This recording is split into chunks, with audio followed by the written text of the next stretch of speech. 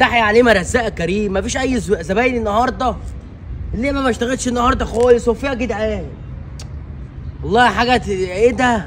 زهقت ما عملتش بجنيه. لو سمحت عايزه اركب الواد الصغير ده المرجحه دي، هي بكام؟ والله يا استاذه هو النفر يعني ربع ساعه ب 50 جنيه. انت هتركبيها قد ايه؟ نعم يا اخويا ب 50 جنيه. 50 جنيه ليه؟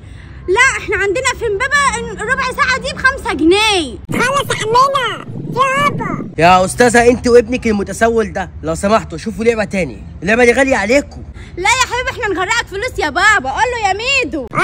نغرقك فلوس. انت مين يا جدع انت؟ انا هركب يعني هركب. يلا يا ماما. يلا يا حبيبي. اوعى يا عم. ايه يا عم الناس اللي ماشيه بالدراع دي؟ خد يا جدع انت. يلا بقى شغلها لنا. يلا اخلص بقى يا عم.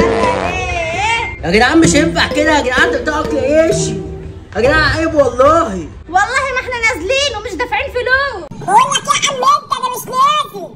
يلا شوف انت رايح فين. زي ما قال لك ميدو. العب يا ميدو يلا.